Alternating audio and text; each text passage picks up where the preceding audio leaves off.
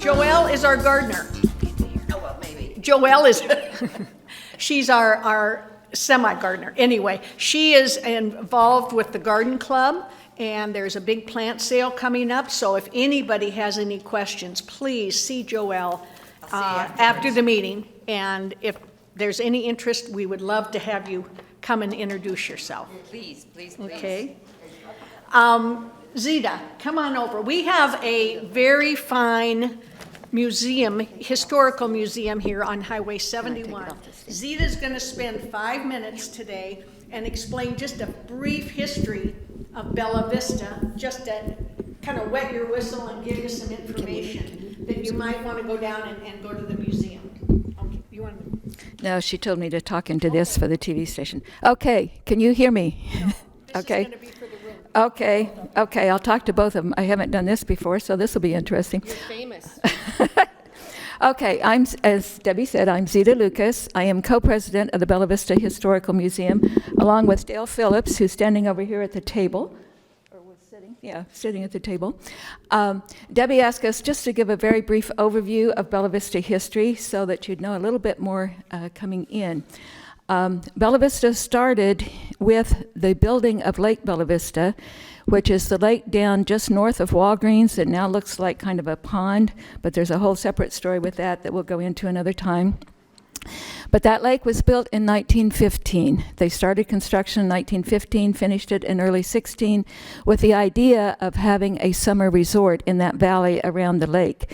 A couple named, their last name was Baker from Bentonville, that had that idea and built the lake.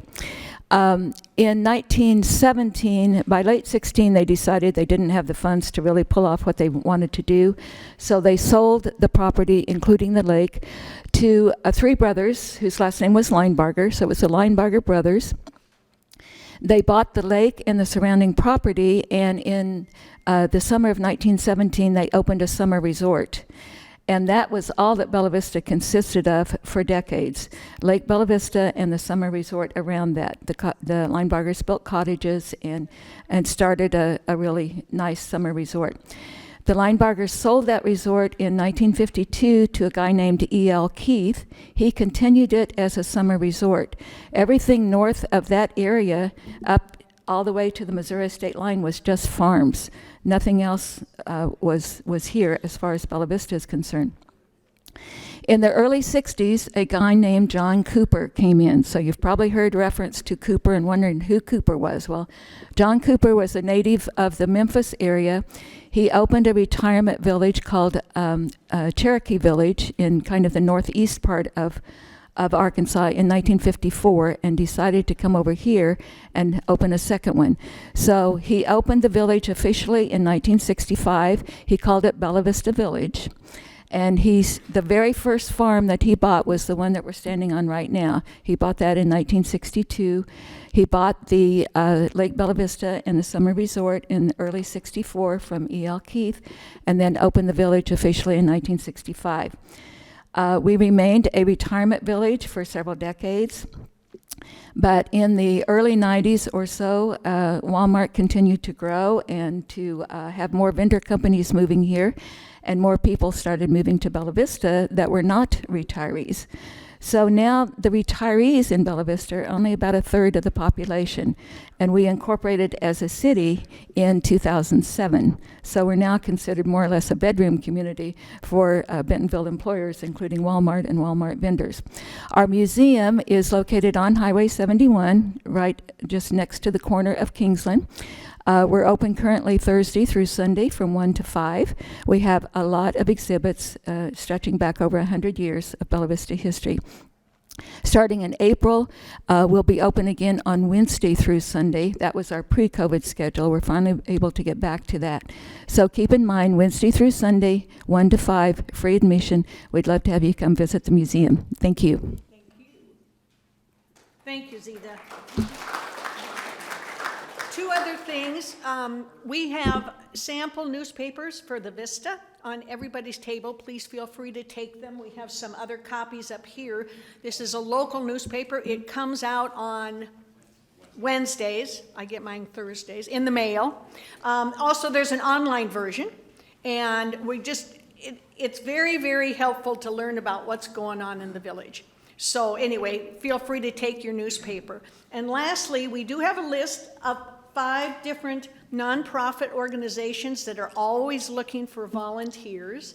I know that when I moved here, we were 90% retirees, and a lot of us volunteered. Many people are now working, we respect that, but we would still love to have you consider looking and maybe eventually signing up if you want to volunteer, and that list is up here also.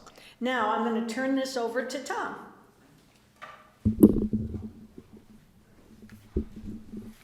Good morning, everybody. And most importantly, welcome to Bella Vista. So we have the Bella Vista Community TV here, and they're videoing it. First time they've done that. So when we get to the Q&A session, we'll repeat the question because they won't, if you ask from over there, the people at home won't be able to hear that at all. All right, so we're going to start. I'm going to have you grab that sheet that's on your table, and it's multicolor. It's got the dark blue and the red and so forth, and it says the city, the POA, and the ACC. So we're a little bit different community than most in that we have multiple governances, okay? And it gets divvied up, and we call it the three-legged stool. And we call it a three-legged stool because if you remove one of the legs, the stool falls, okay? So it's a little bit different. So the first one is the city. And we have the mayor here. And I will get back at him soon because of that comment he made earlier. So the mayor and the city, they're elected officials, and they're in charge of the police, the fire department, the roads, building permits, and a lot of other things. But that's kind of the high level. Okay, so that's what the city does. Then the POA. So I'm the chief operating officer of the POA. We're in charge of the fun stuff, the golf courses, the lakes, the tennis courts, some of the restaurants that are in our community, tennis courts, that stuff, and also the water utility. Kind of an odd mix there. And then you have the ACC, the Architectural Control Committee.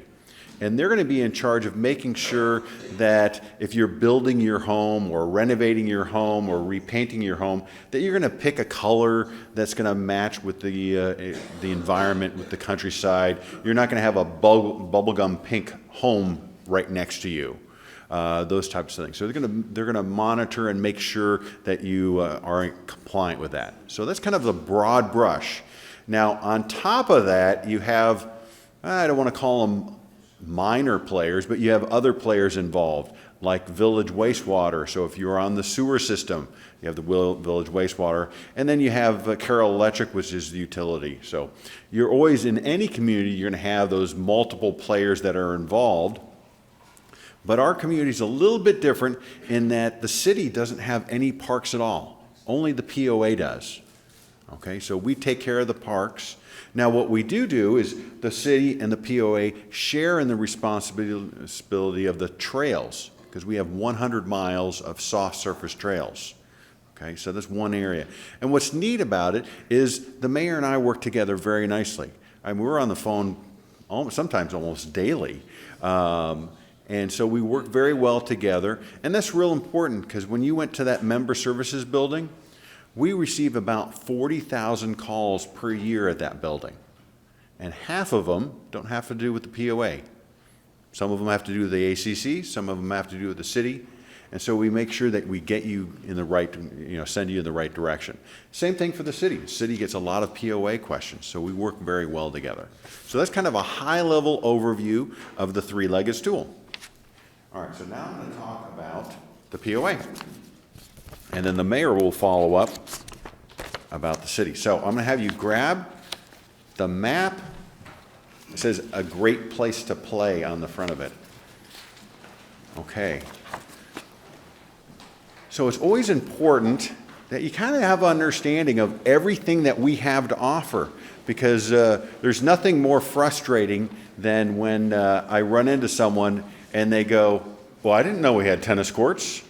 And then the next question I ask is, how long have you lived here? And they go, oh, I've been here 5 years. Oh, you've been here 5 years, you don't know we have tennis courts. So, all right, we're going to start on the far left-hand side. That's the west side. And you'll see where it has that little target, and that's where the gun range is. So we have a pistol range, a rifle range, skeet, and trap. So if you're into that stuff, we have a really great setup out there.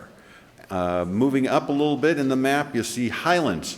It's an 18-hole championship golf course. We have a great pub out there, and we just are in the middle of adding a pizza kitchen out there. So sometime in April, hopefully April, maybe May, we're going to be opening up for pizza out there. So that's kind of a neat thing. The bar's been out there for a while.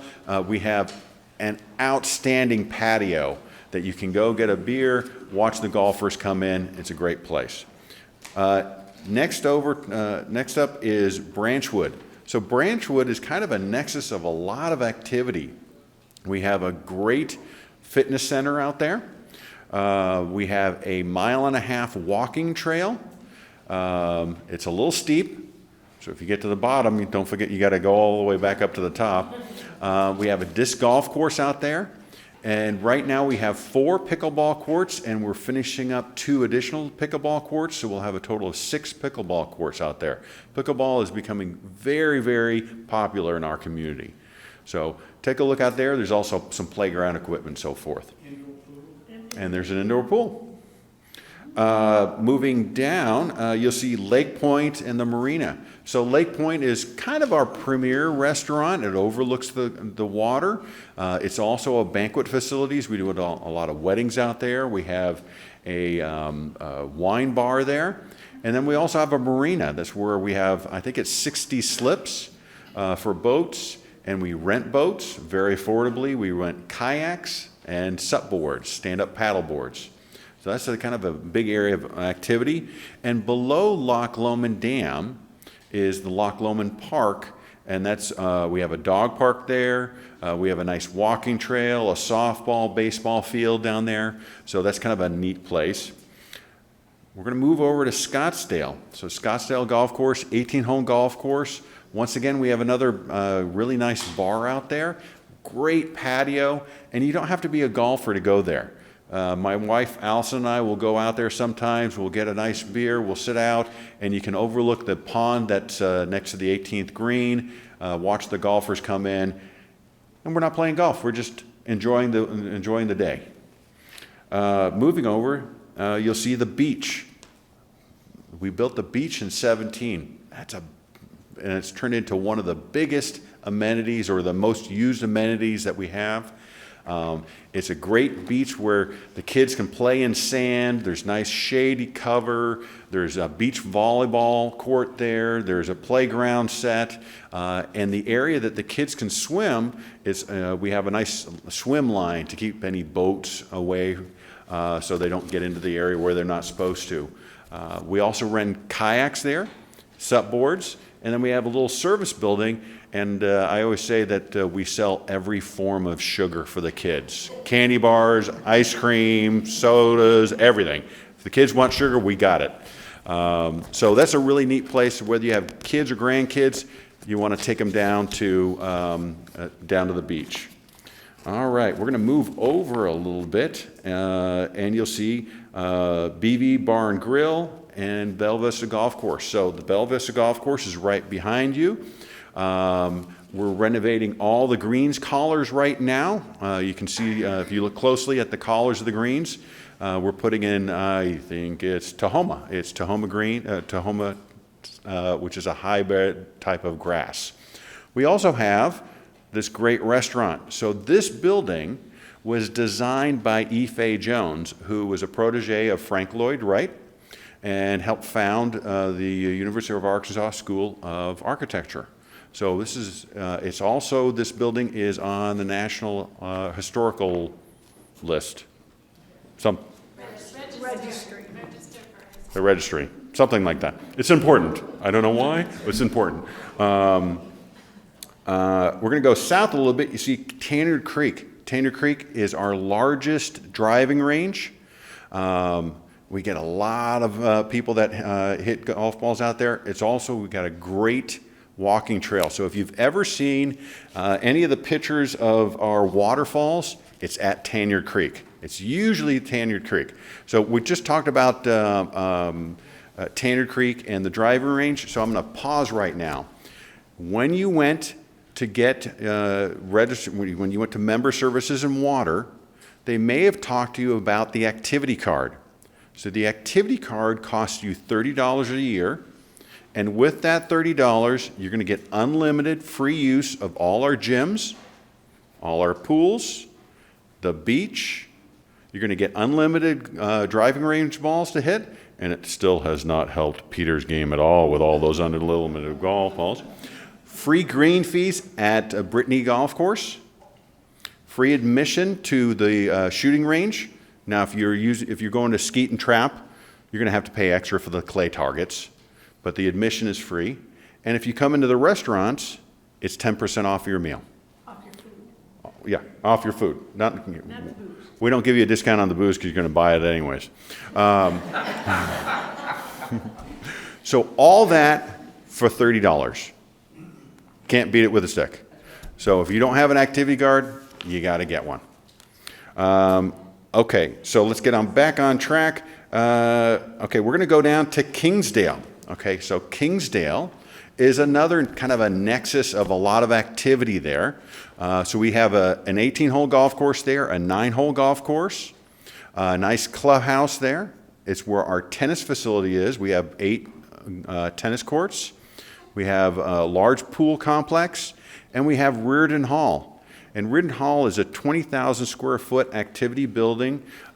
We do fitness there. We have a lot of meetings. We have group fitness, yoga, those types of things.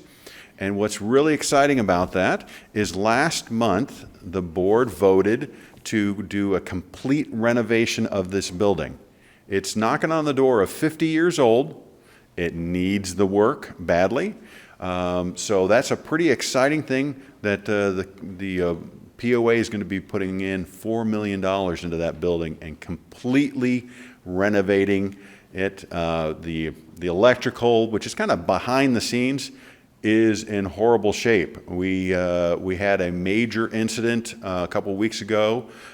Fortunately, it turned out to be just expensive, but it could have resulted in the entire building burning down. So it's that old.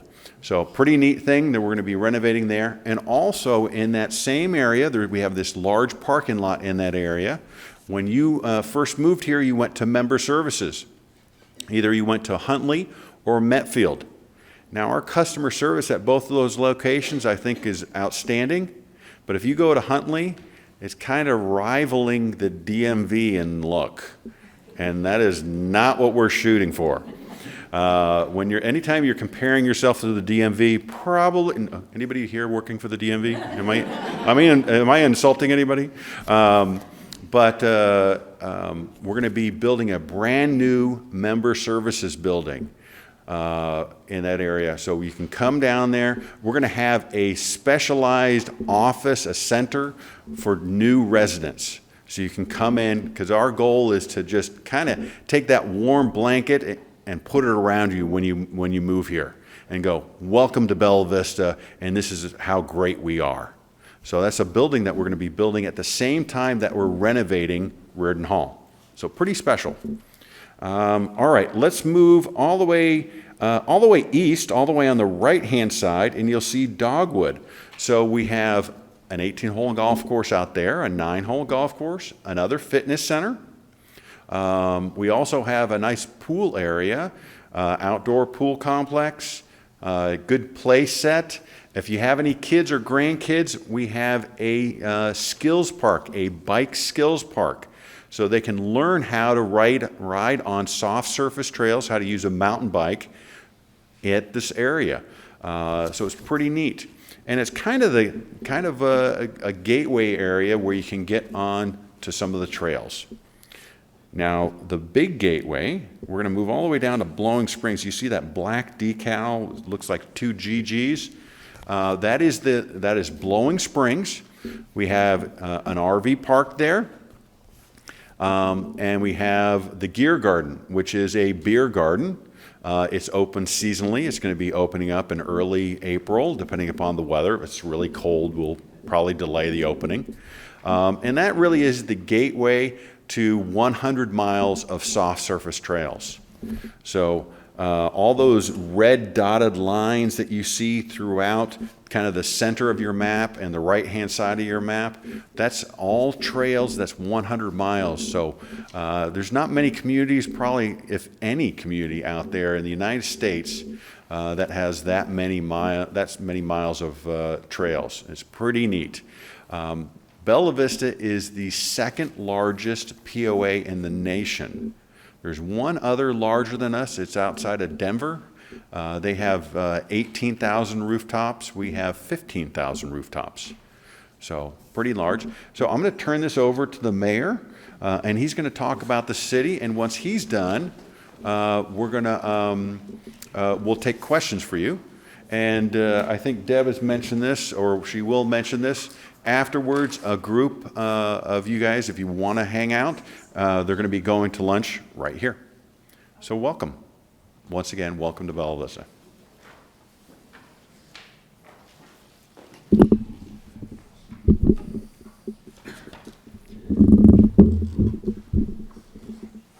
Oh, good morning, and my welcome as well.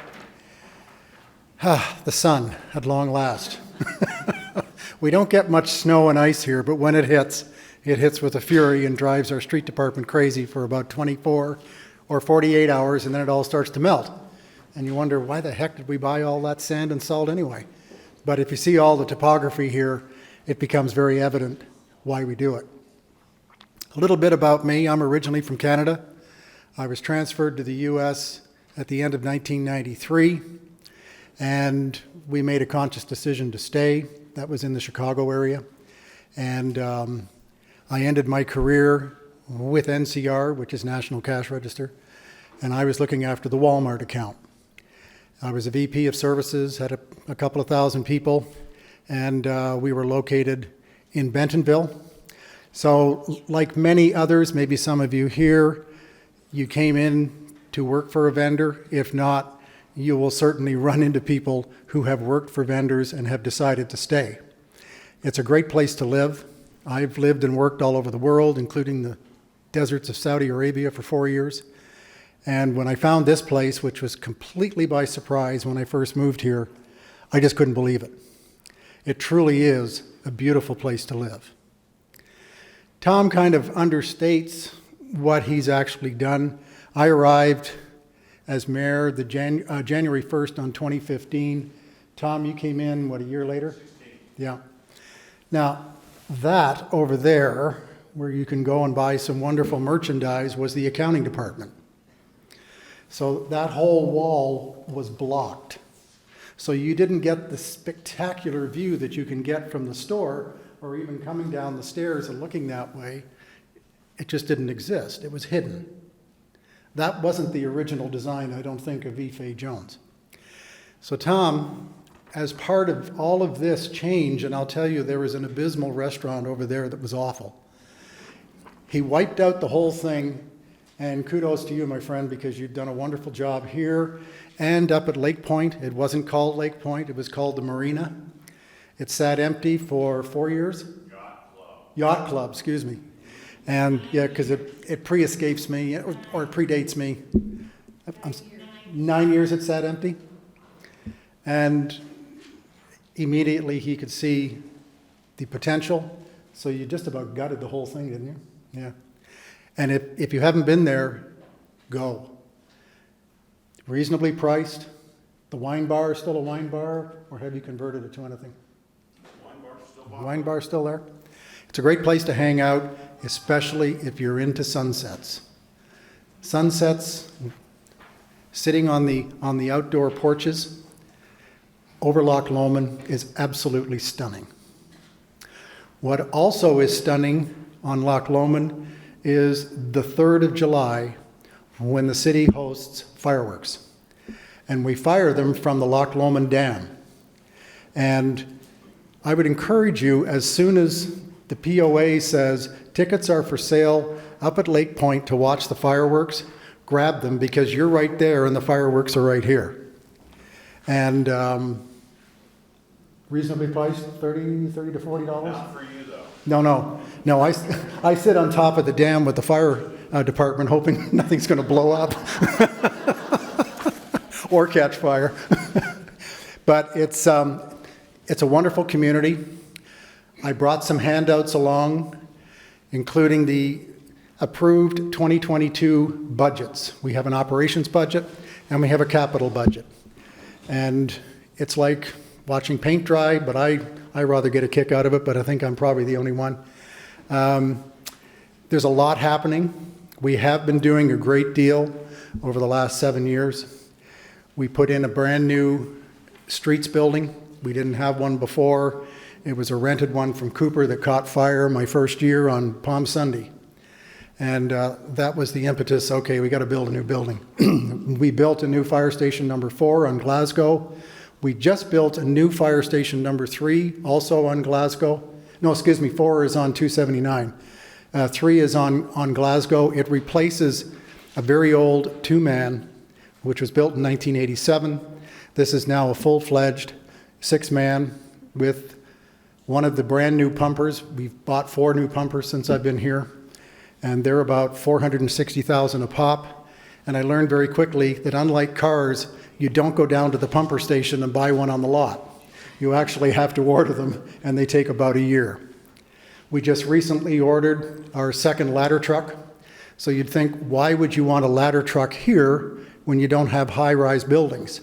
It's because part of fighting a fire successfully is the ability to swing on top of the house and force water down as well onto the roof, because you've got people inside the building trying to fight the fire that way. So it's very, very effective.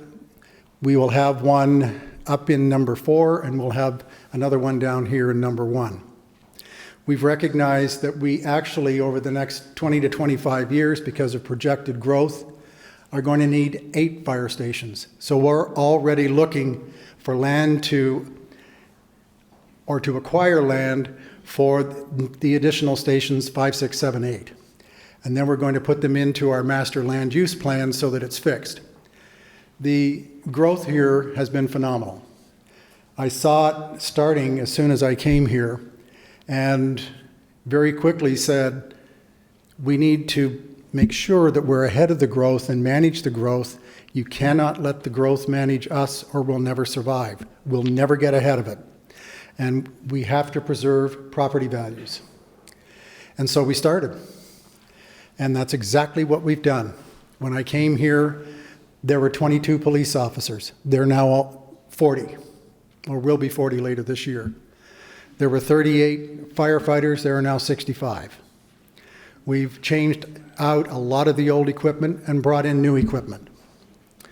We're building our very first police station up on 279 across from the Boys and Girls Club beside the new streets building that we opened in 2016. That station will also have the court in it, and there was no court when I came here, and we got that fixed up. So that project is $18.8 million, and it's going to last for 35 years. It's going to be 46,600 square feet. And the reason is I don't want another mayor scratching his head 10 years from now saying, why didn't they build it bigger?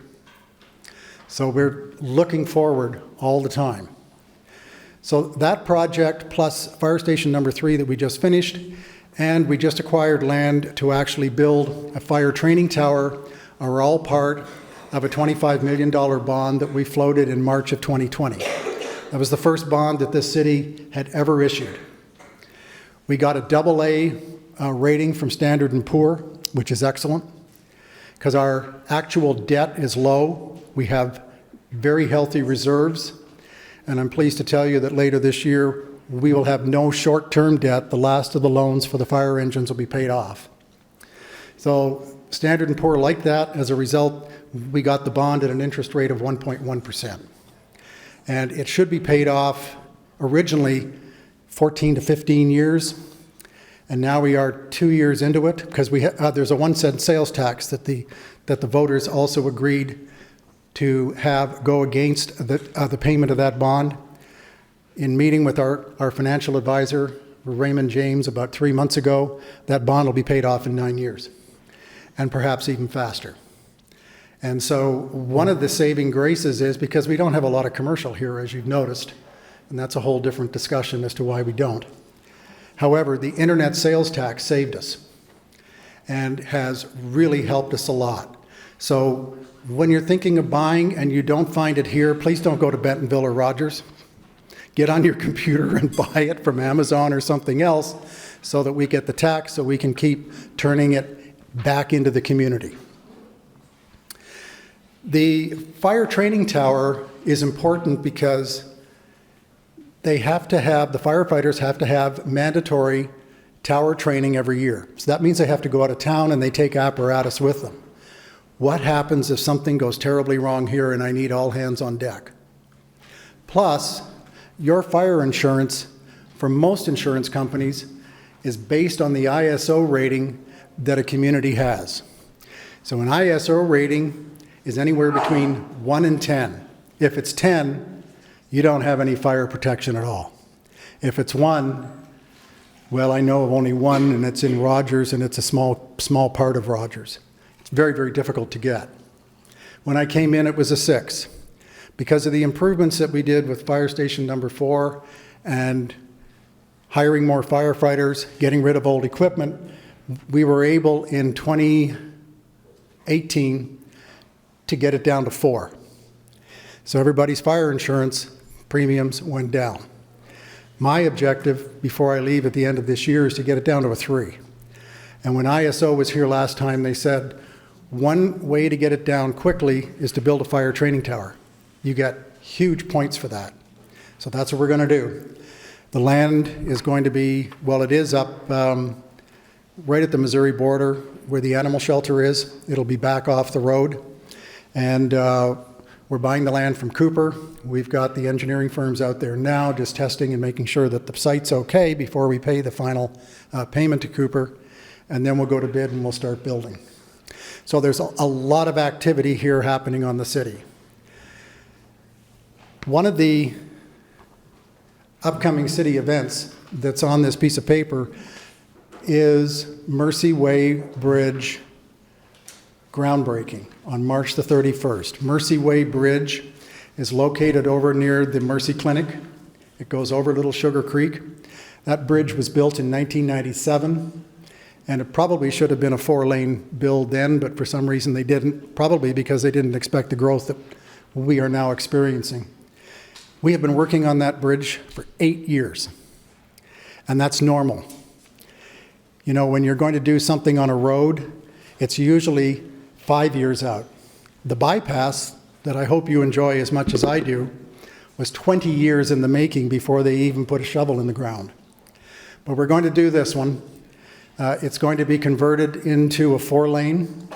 And there will be a bicycle path going over on the north side, funded by the Walton Family Foundation, who has built all the trails at no cost to us, which is absolutely phenomenal. So if you want to come and join us, it's at 10 o'clock on the 31st. But there are lots of other things happening too. There's a citywide garage sale coming up that's kind of fun. And if you want to participate in that, there's an email address, and you can get your location put on the map that we actually publish. And we get a lot of people coming in here. And there is a rain date as well in case things get messed up. Is that sheet available over here?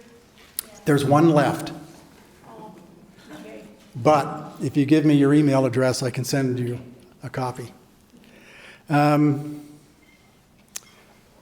it's on the city website? It's on the city website, yeah.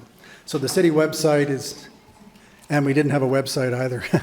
Anyway, it's www.bellavistaar.gov, not .com. Let me see. I received a text message this morning from the project manager of Emery Sap. That's the name of the company that is building the 2 bridges on 340. So there's the Tanyard Creek Bridge, and then there's the one over by City Hall that goes over Little Sugar, and I'll read you what he said. because I've been curious about delays. Tanyard Creek was supposed to be finished by spring, and the other one finished in spring of next year, and there hasn't been a lot of activity. So Paul sent the following to me this morning. Our utility delays, so that usually means Cooper. I'll rephrase that. It's Carroll Electric as well. I'll throw that one in. Lasted until February the 8th, which hindered progress, and most recently we have had some issues with material supply, concrete showing up on time. My opinion is still negative, lasting results from COVID, and a truck driver shortage that has caused us to make some rework at Tanyard Creek. We are making preparations to change some processes and add more resources to pick up the pace. The Tanyard Creek detour, which will be removed, by the way, will last longer than originally anticipated, but hopefully midsummer we'll get traffic switched to the new bridge at Tanyard, and Little Sugar will still be phased in, and the project will extend into the fall of 2023 instead of spring of next year. So we have experienced at the city also a lot of problems, with supply chain. We were supposed to open up fire station number 3 on Glasgow in October. The doors didn't show up. The big doors for the bays? And we kept getting these very lame excuses, so I called the CEO in New York City. It was a pointed conversation that he probably felt very uncomfortable with, but 2 weeks later we had the doors. And but I suppose in his defense, there is a lot of the supply chain thing going on. My concern is COVID has become a very convenient excuse. And I think people have to start pulling up their bootstraps. I could go on. It's an exciting place to live. I'm so glad you're here. I want to thank the TV station for taking this on for the first time. They do all of our city council meetings. We have a work session on the third Monday of every month at 5:30 at the court. And then we have the regular session the following week, which is the fourth Monday at 6:30, and the TV station is always there, and they're always looking for people to put behind the camera, whether you have experience or not. Right, JB, wherever you are? Okay, I think we'll open it up for questions. Just make sure you repeat the question so they can hear it. So I'll repeat it, and you will re-tom it? Okay. Sir? Yeah, my question is, given the inflationary issues that we're dealing with, what is the impact on the Bella Vista budget and projects and things of that nature? Yeah, that's a good question. So the question is, given the inflation that we're seeing right now, what kind of pressures is that going to put on the city budget and projects? I'm happy to say that on the police station, we're good to go because we have something called a GMP, which is a guaranteed maximum price that they have to give us, and they cannot go over that. We have not seen any supply chain problems at all because luckily the contractor, who's Nabholz, got it early and has been storing everything on site. So I feel pretty good about that. We are seeing pressures, believe it or not, on the wage side. The current unemployment in Northwest Arkansas is 1.8%. So we have some people doing high fives. Well, no, it's not a high five. Full employment by economists is anywhere between 3 and 5% because you've got people moving around between jobs. When you're in a 1.8%, what that means is you've got a lot of people jumping and leaving ship if someone else is going to offer more money, particularly on the younger employees. They really don't care about the benefits so much or the retirement plan. It's how much am I going to have in my pocket on payday. And so we've been very cognizant of that, and we just recently agreed that we would give an additional 4% in the salary. They already got 3% this year in the approved budget, but 4% on top of that, which we can afford. We have very good reserves. We've got about 6 million sitting in reserve, and we actually have a policy that I put into place in 2018 that says your reserves must always be 25% of your unrestricted income, which is roughly 4 million. So we're 2 million above that. Plus we have 5.9 million in ARPA money, which is the American Rescue Plan, and council's been working through that as well. That's where the 4% is coming from for salaries. Normally I would never take a one-time grant and put it to an operations side, but we have been looking at the growth in the sales tax, and we feel that in future years that won't prove to be a problem. On the other projects, we will have a GMP as well. So I feel good about those. We're not building any more trails for the foreseeable future. There's another 50 on the master plan for the far west, but we're going to hold off for a while. The Mercy Way Bridge, boy, when I first came in, it was a $4 million project, and it has blossomed over the last 7.5 years to 7.1 million because of increases in cost. That too is now sealed with a GMP, and most of it, thank goodness, is paid for through grants from the feds and the state. So the city has very little exposure. But nevertheless, it's always a concern. I will tell you this, I've lived in periods of high inflation before. I suspect many of you have done so as well. It doesn't end. It doesn't just say, oh, okay, inflation is over, everything's going to go down. It doesn't, because you've increased the salary. So are you going to go to your employees and say, guess what? I'm going to take 10% off your salary because inflation's gone down. So that's the reality of it. And we always plan 5 years out on our budgeting cycle. So we've already gone through and corrected and made sure that we have the funds, which we do, to be able to get everything done. Because you just can't sit around and say, gee, I hope it goes away, because it won't at all. Good question, thank you. Would you let Tom address that same issue with the POA on the gas prices? Don't forget to repeat it.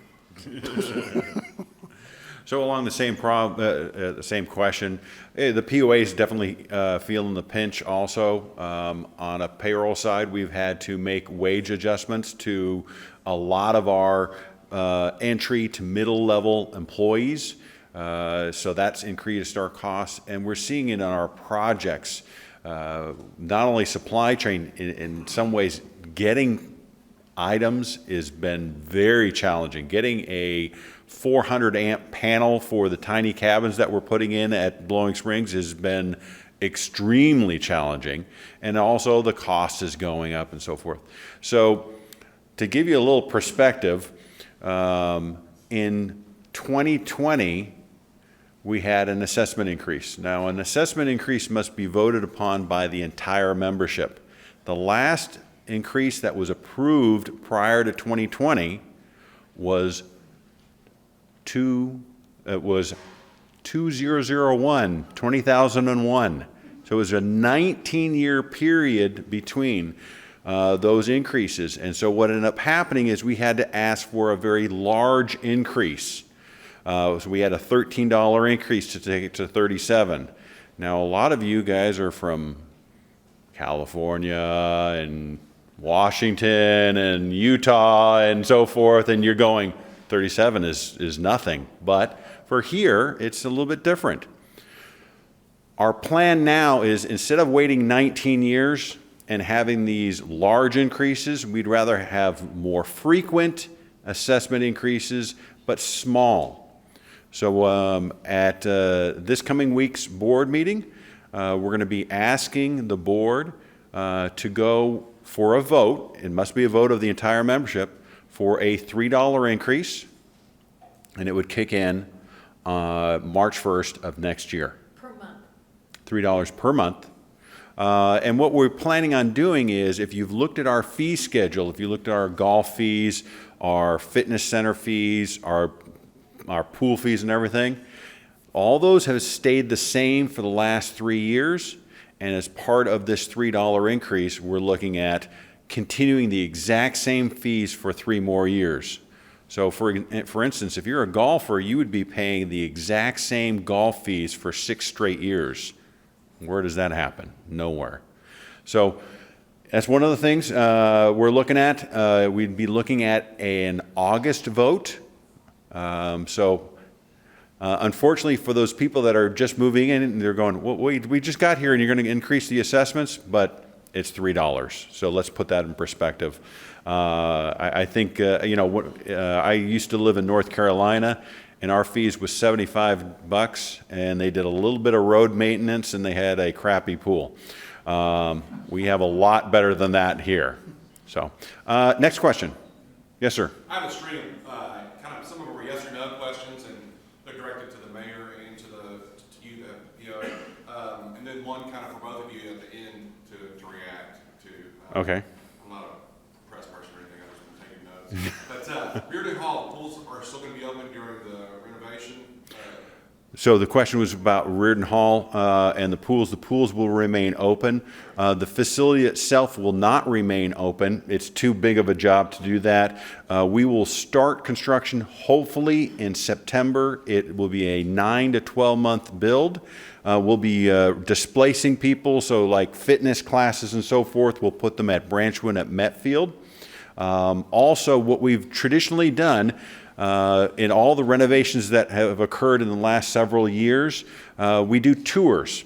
Every 2 weeks to every month, we do a tour. We have the contractor push everything aside, and we bring in the membership and take them around so they can see what we're doing. At the end of the day, it's your money, and we want to show you what we're doing and that we're spending it wisely.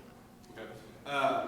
Between the city council... And that was not a yes or no answer. Sure. Not even close. Between the city council and the POA, are there committees that membership and or citizens can participate in? So the question was about committees and getting involved and so forth. I probably can answer that question for both of us, and the answer is absolutely yes.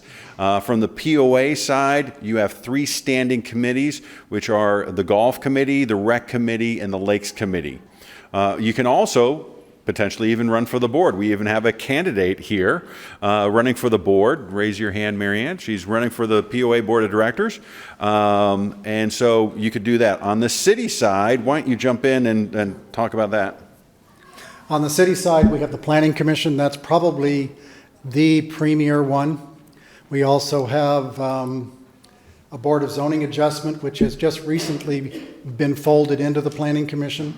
We have a Construction Appeals Committee, which seldom meets. We have a Library Committee. We've got a Arts Council, which is always looking for people. That's pretty much it from the city perspective. Oh, no, excuse me, there's a Streets Committee as well. If you like asphalt and like to play with big toys and trucks, then you may want to join that one as well. And then several weeks ago, in the Democratic opinion paper, the section, there was a somewhat critical letter to the editor about Bella Vista has lost some amenities, and that there's the mainly was the movie theaters, one of the things they pointed out, while it's been focusing on building these trails. And I kind of felt like it was looking towards the future versus staying in the past. But what is both of you guys Can I take that one? Oh, sure. reaction to that letter? I don't know if you saw it or not. Yeah, I saw it, yeah. Tom has asked if he can go first. So. I'm not running for office, so. Repeat the question. So the question was about our amenities and so forth. There was a letter to the editor. I unfortunately didn't see that. So I would answer that is that our community cannot remain static. It must grow, it must evolve. I think the best example of that is if you've been up at Branchwood, we used to have a failed golf course out there. It was a 9-hole golf course. It was extremely challenging to play that golf course. They lowered the green fees down to $6, and nobody played. Oh, it got down to 2? It went, and still nobody played. We repurposed that. We put in that 10-foot wide concrete path, 1.5 miles. We put in a disc golf course. We renovated the building. We put in pickleball courts. And in 2017, we had to double the size of the parking lot because the usage went so far up. So, in my opinion, that's a great example of repurposing, and also it's a good example of making hard choices. When we look at Reardon Hall, we did a survey towards the end of last year, so some of you may have participated in that survey, some of you may have missed out on it. We received 12,000 responses. We asked not only what was most important in that building, but was also what is least important.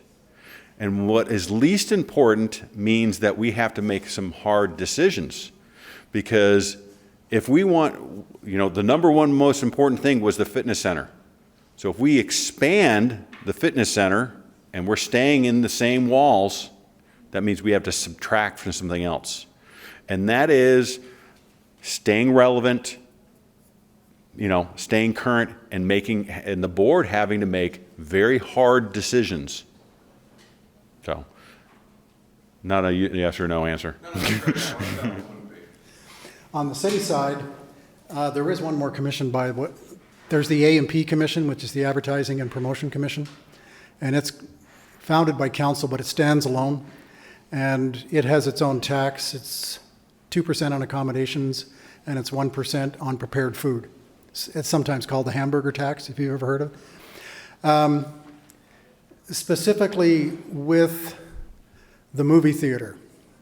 Okay, all the shopping centers here are owned by Cooper, with the exception of the one where Duffers is. That's privately owned, because it's also not in the POA.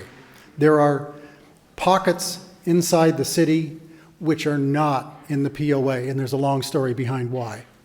The other thing to remember is that the city boundaries do not align with the POA. So we allow you to have chickens within certain parameters because we've got farms. Well, it's not it's the covenants, okay, which the ACC manages and controls the covenants. How many people, when you signed all your paperwork at closing, read what you signed? Thank you. So you know what you were getting into as far as covenants and the restrictions and whatnot. I read those before I signed it. Good man. They're there. So anyway, so Cooper owns the land where the theater is being torn down. That theater's been empty for 4 years. We have been trying to get them to tear it down and put in another movie theater or put in something, because I've seen the dip in the tax revenue. And I still don't know what they're going to put in there. Their standard answer whenever they raise anything, so there was a town center west, just over here, and they raised that down 3 years ago. Standard answer, restaurants. I haven't seen a restaurant there at all. I found a hotel that was willing to go there, and they went down to talk to Cooper and walked because he wanted too much money. Okay? So the reality is we still live in an area where the original developer has a control of a lot of the land. Now, having said that, they are beginning to make some changes. If you've been over to Mercy Way, and hopefully you didn't have to go into the Mercy Clinic, but if you looked across the street, you'd see all these big mounds of white rock, okay? The land around the vet area is owned by Cooper. He has found a buyer, which is good, because he doesn't develop, he only sells the land at this point. He was in a bind because that's in a floodplain, and the floodplains are controlled by FEMA and the Corps of Engineers. So he had to go through all the hoops to get all the permissions to do it. Meanwhile, there was one last project on the bypass where they had to shave more rock off a cliff. And so he negotiated a deal with the company that was doing that to have the rock go over there. That was a smart thing to do, because I don't know if he paid for it or not, but certainly the contractor would be very happy just coming a couple of miles down the road and dump the rock. So We looked at plans as recently as yesterday on what may go in there, and it may be a multi-unit shopping center, which will be fine, provided we get more restaurants, because that is the number one thing, because we've done surveys too.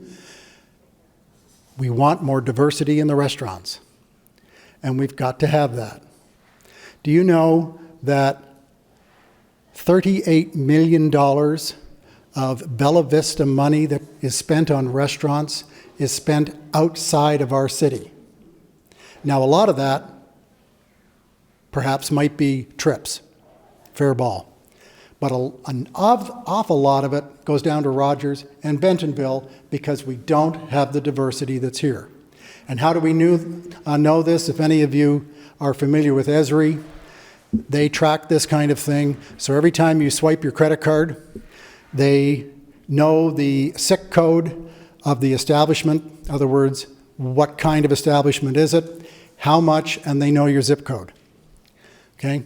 And that's an awful lot of money that's going out the door. But people want diversity, and we don't have it here.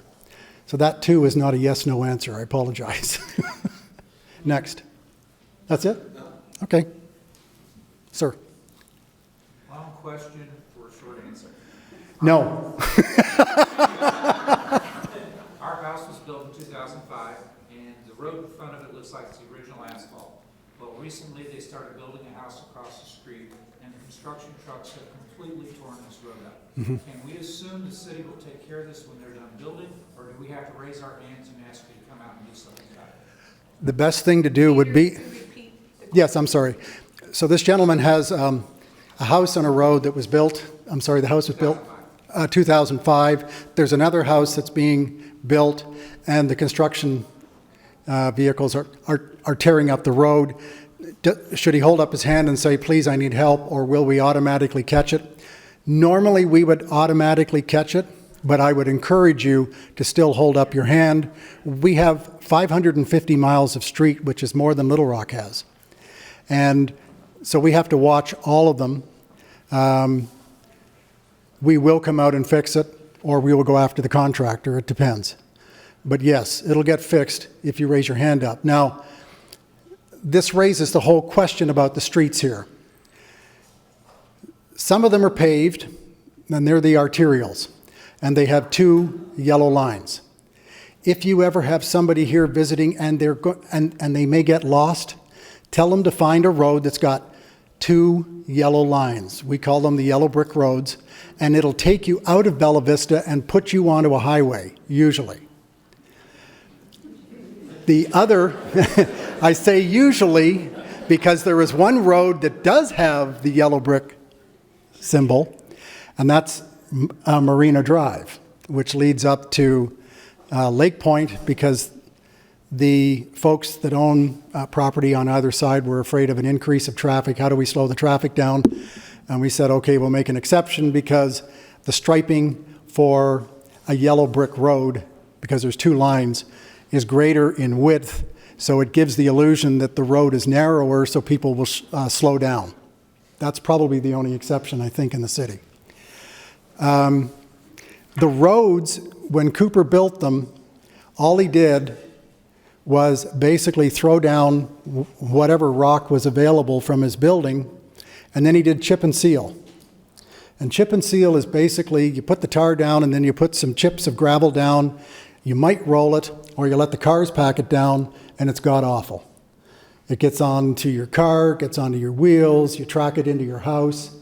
So the first month that I was in office, I stopped it. So we only do asphalt and slurry. Slurry is an application of an oil. It doesn't have chips in it. And it basically prevents the road from deteriorating for a little while longer, because we cannot afford to asphalt every single road.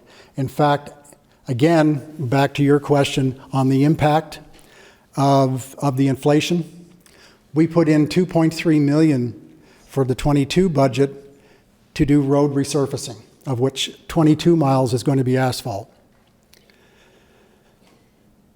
The increase just to do the roads that we want to do is 1.3 million on top of the 2.3.